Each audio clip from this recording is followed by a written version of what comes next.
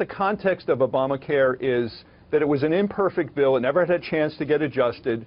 Increases in about 24% in terms of your premiums. It never really got to affordability. It was half a bill.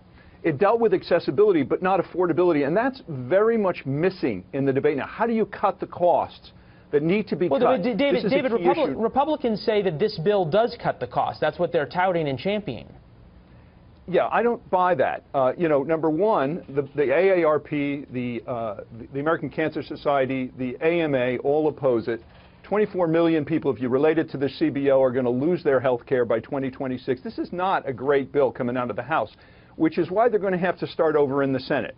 You know, what's the definition of insanity, right? To do the same thing again that's not working. We can't have a Democratic bill. Obamacare was essentially that for political reasons. We can't have just a Republican bill. We got to find a way to create a center to create an American bill that deals with this affordability issue. Who doesn't believe health care costs are not being cut as much as they should be? Well, I'm sure, Rachel, you would agree there's a little bit of irony that now that the Democrats are in the minority, they say we now want an American bill. But we'll leave that for a moment. That seems to happen on both sides of the aisle. Rachel, as you look at what's going on at the Senate, though, is there a reason to take up the current House bill, or is it better for them politically to just start over?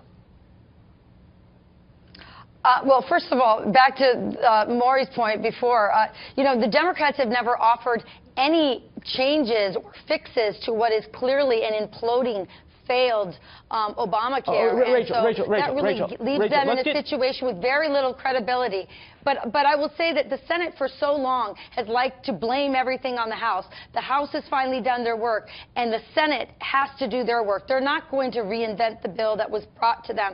They're simply going to amend it and tweak it. And sure, they would love to have Democrats join them. Whether the Democrats will do that and make this an American bill or not, you know, is left to be seen. My guess is that the far left on their side won't let them. David, insurers would call this situation almost a moral hazard for the Democrats, that it may be better, as Rachel points out, for the American people, for Democrats to become involved in this and take part in trying to recraft this Senate bill and, if you will, throw the Republicans a lifeline. Maybe better for the country, but politically it seems as though they've at least made the decision, as a Chuck Schumer is their head, that it's a lot better to let the Republicans founder on this. Well, if we keep trying to blame each party, we're never going to get anywhere, are we? The reality in the Senate is they got a chance with this working group to create a centrist middle bill. Now, they can't get that bill through without some Democrats. Susan Collins has already said that she's going to insist on some kind of funding for Planned Parenthood. So how's that going to work?